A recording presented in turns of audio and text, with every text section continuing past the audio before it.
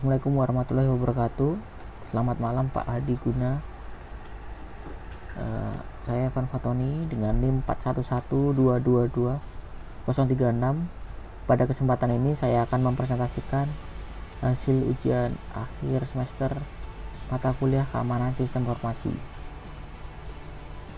Presentasi ini membahas analisis insiden keamanan sistem informasi, penerapan konsep Defense in Depth, evaluasi Business Continuity Plan BCP dan Disaster Recovery Plan DRP, serta aspek etika profesi dalam pengambilan keputusan sebagai auditor keamanan.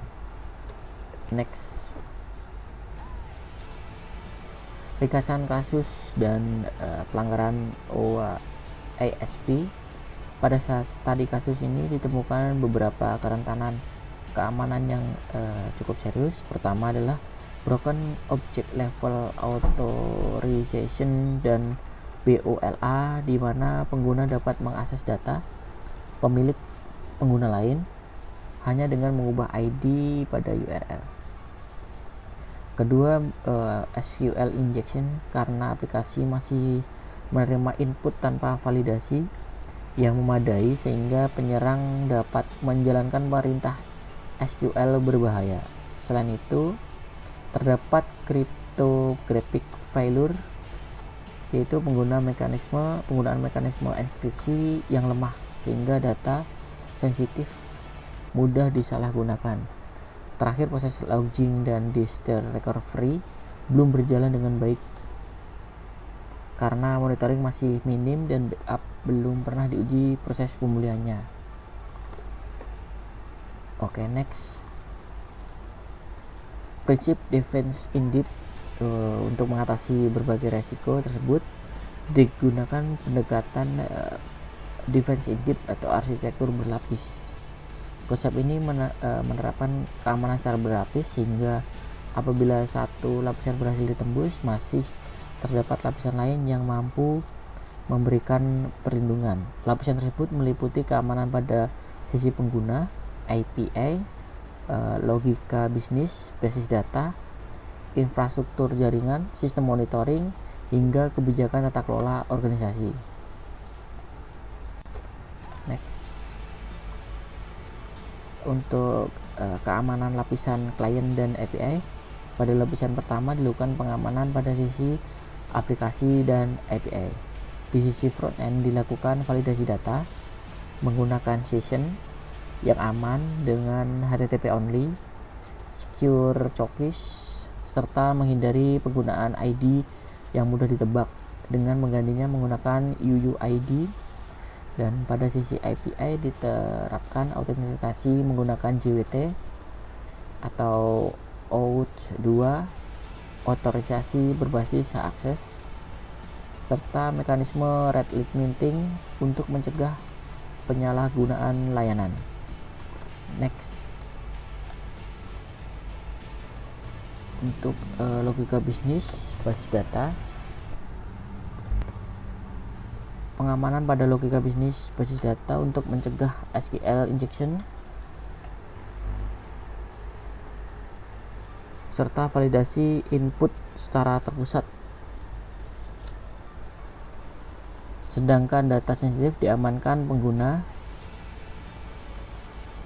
menggunakan prinsip last privilege enkripsi AES 256 untuk menyimpan data dan komunikasi antar sistem. Infrastruktur backup dan network pengamanan juga diterapkan pada infrastruktur jaringan lapisan antar web server, API, database. Oke, next.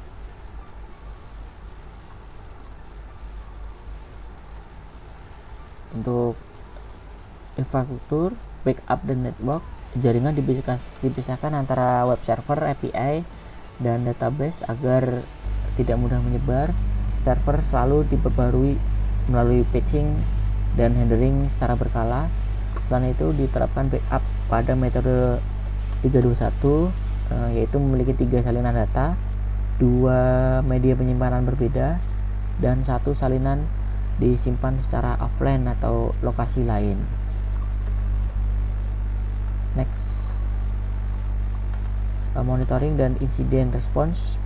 Selain mencegah keamanan, mendeteksi respon insiden juga sangat penting.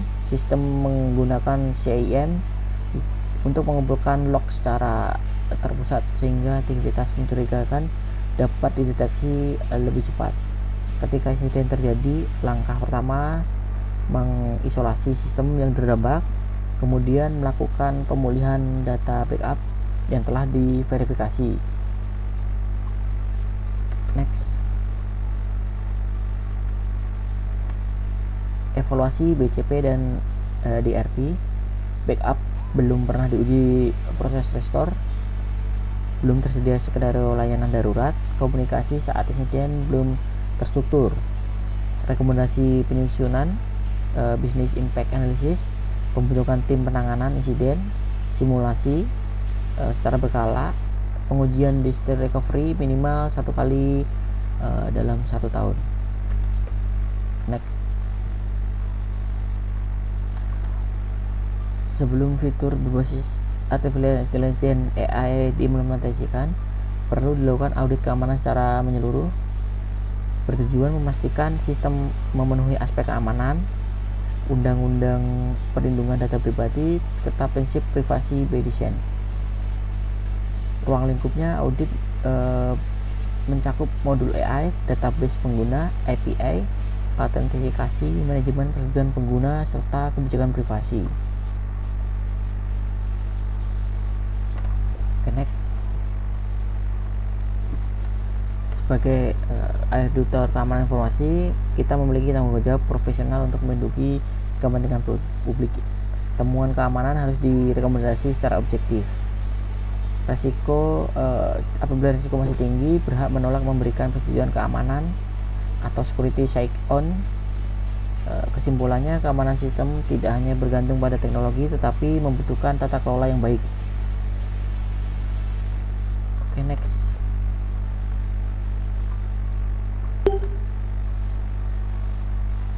Demikian presentasi yang dapat saya sampaikan. Terima kasih atas perhatian Pak Hadi Guna.